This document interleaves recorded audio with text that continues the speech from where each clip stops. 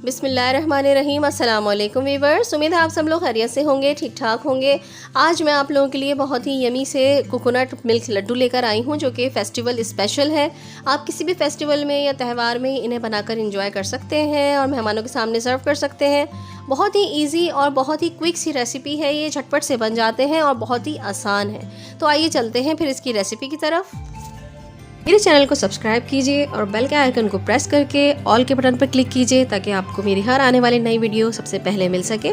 और अगर वीडियोस पसंद आए तो एक लाइक भी कर दीजिए।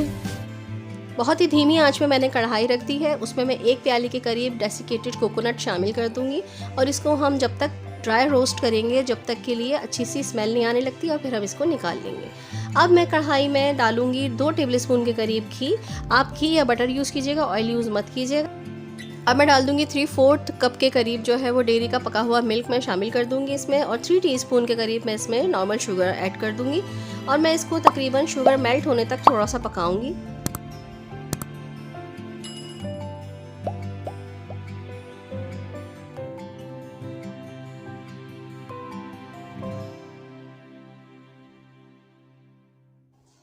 शुगर ऑलमोस्ट मेल्ट हो चुकी है। अब मैं इसमें तकरीबन 1 कप के करीब मैंने ये मिल्क लिया है। पाउडर मिल्क है ये, आप कोई भी ब्रांड का ले सकते हैं, कोई भी कंपनी का यूज़ कर लीजिए। हाफ़ मैंने अभी डाला है। थोड़ा थोड़ा करके हम इसको डाल के जो है वो मिक्सअप करते जाएंगे। आधा अभी डाल लिया है, आधा बाद में डाल देंगे, इसके लुम्स ना बने। अब बाकी का आधा भी मैं इसमें शामिल कर दूँगी और इसको अच्छी तरीके से मैं इसमें मिक्सअप कर दूँगी।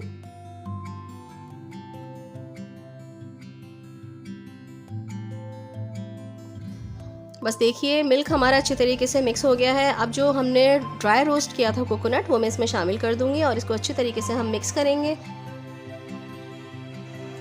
इसे हम जब तक पकाएंगे जब ये पूरा बैटर जो है वो कढ़ाई ना छोड़ने लगे, अपनी जगह से चमचे के साथ ही जो है वो मूव ना करने लगे। ये देखें, ये अच्छी तरीके से जो है वो पक चुका है और कढ़ाई भी छोड़ने लगा।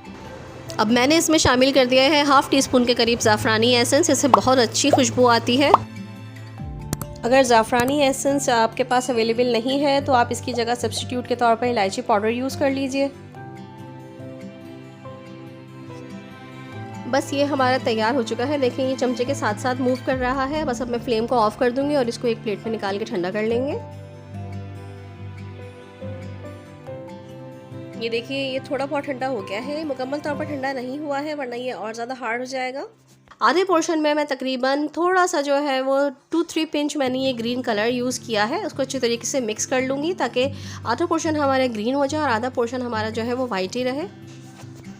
ये देखिए, अच्छी तरीके से मिक्स कर दिया है मैंने। आप चाहें तो आप कोई और भी कलर यूज़ कर सकते हैं, लेकिन मैंने ग्रीन कलर यूज़ किया है यहाँ पे। अब हम क्या करेंगे, ये सफ़ेद पोर्शन में से हम छोटी छोटी बॉल्स बना लेंगे इसकी।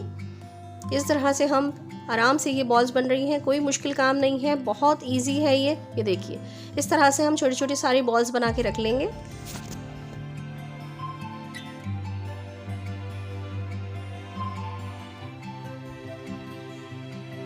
ये देखिए व्यूअर्स, सारी बॉल्स हमने बना ली है वाइट की। अब हम ग्रीन पोर्शन थोड़ा सा लेंगे, लेकिन ये वाइट से थोड़ा सा ज़्यादा लीजिएगा।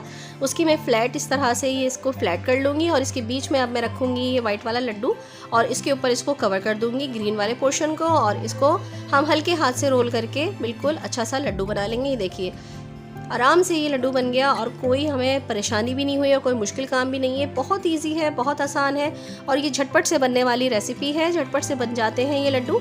जब दिल चाहे या कोई अचानक से मेहमान आ जाए, आपके हाथ में अगर सारी चीज़ें मौजूद हैं किचन में, तो आप आराम से इसको झटपट से बना सकते हैं।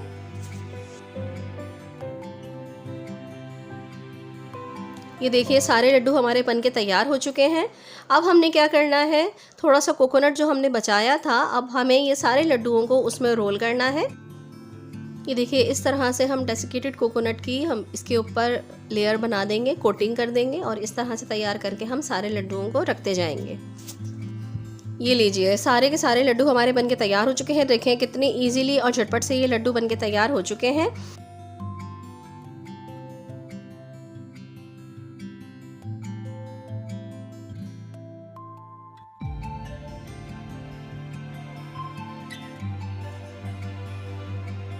आप चाहें तो इसके ऊपर पिस्ता, बादाम, काजू, कोई भी ड्राई फ्रूट अगर आपके पास अवेलेबल है तो आप इस पे लगा सकते हैं कट करने के बाद।